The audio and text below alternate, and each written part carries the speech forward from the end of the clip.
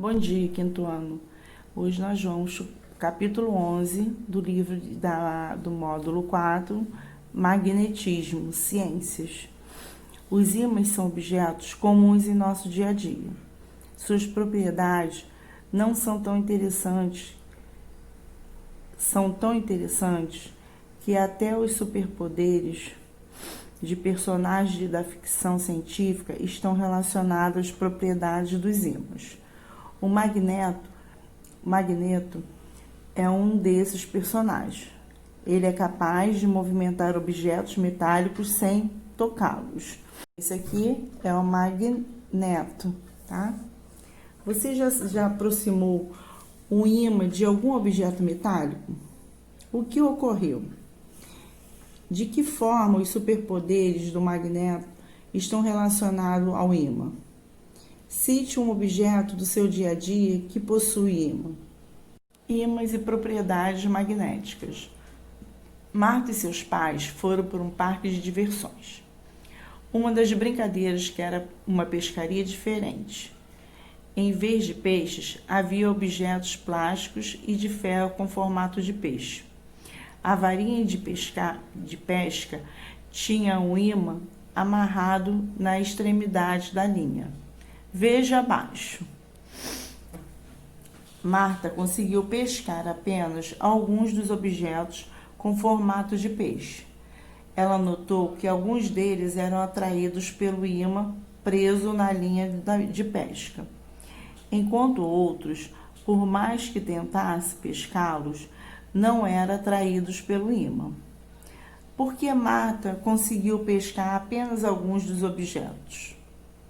A pescaria do parque de diversão se baseia na propriedade dos ímãs de atrair alguns metais, como o ferro. Essa propriedade está relacionada ao magnetismo. Os objetos que Marta conseguiu pescar são feitos de ferro, material que é atraído por ímãs.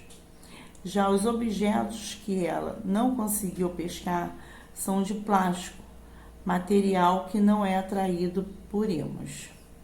Observe os objetos a gente não está na sala de aula, na casa de vocês, e identifique quais são atraídos por ímãs. A propriedade dos ímãs de atrair alguns metais é conhecida como diversos povos há mais de 200 mil anos. Os gregos, por exemplo, perceberam que um mineral encontrado na região era capaz de atrair alguns corpos metálicos. Os primeiros registros desse mineral ocorreram em uma região chamada Magnésia, onde fica a atual Turquia. Por isso, esse mineral ficou conhecido como magnetita e deu origem ao termo magnetismo.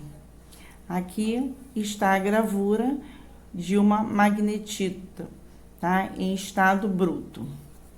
Naquela época não se tinha muito conhecimento sobre as propriedades da magnetita, de atrair corpos metálicos. Somente alguns anos depois, por volta de 1600, essas propriedades foram estudadas detalhadamente e publicadas em um livro pelo físico e médico inglês William Gilbert. A magnetita é considerada um ímã natural, pois adquire naturalmente as propriedades magnéticas durante sua formação. No entanto, a maioria dos ímãs que utilizamos atualmente são chamados ímãs artificiais, pois são fabricados pelo ser humano.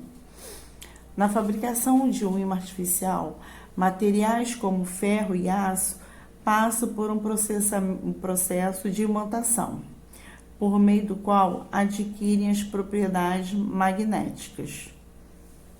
Os polos magnéticos de um ímã. Todo ímã possui dois polos magnéticos, o polo norte, representado por N, e o polo sul, representado por S. Neste capítulo, indicamos o polo sul magnético da cor azul e o polo norte magnético na cor vermelho. Quando aproximamos dois ímãs, eles podem se atrair ou se repelir. Aqui, ó, nós temos quando dois ímãs são aproximados pelos polos iguais, eles se repelem, tá? Eles não conseguem se atrair. Quando dois ímãs são aproximados por polos diferentes, eles se atraem. Aqui, ó, polo sul e polo norte. Então, eles vão se atrair. Aqui, polo sul com polo sul, eles vão se repelir. Outra importante característica relacionada aos polos magnéticos é que, se quebrarmos um ímã em dois ou mais pedaços, obteremos dois ou mais novos ímãs, ou seja, cada pedaço terá um polo magnético norte e um polo magnético sul. Veja ao lado. Então, se a gente cortar aqui, né, quebrar esse ímã, aí vai ter, e cada pedaço vai ter polo sul e polo norte, tá? Campo magnético. Em uma aula sobre ímãs, a professora de Mariana apoiou uma folha de papel sobre 2 livros. Ela também desfiou e cortou uma lã de aço em pequenos pedaços, espalhando-os sobre toda a folha de papel. Em seguida, a professora pediu aos alunos que colocassem um ímã em forma de barra embaixo da folha de papel, bem no centro. Veja abaixo o que aconteceu com os pedaços de lã de ímã.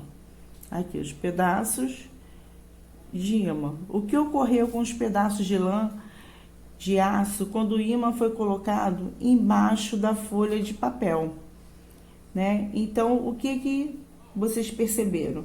Que o ímã atraiu os pedaços de lã, tá? Fazendo com que eles mudassem de posição.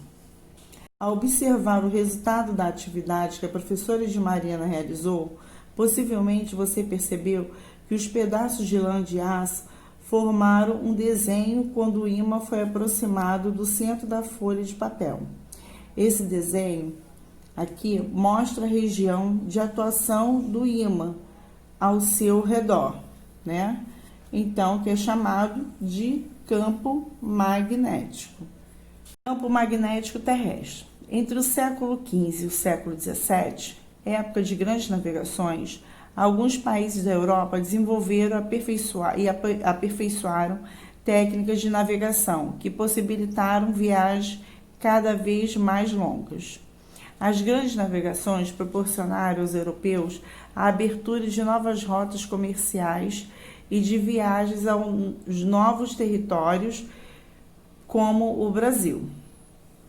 As longas viagens marítimas exigiram vários conhecimentos da tripulação, como da técnica de orientação geográfica.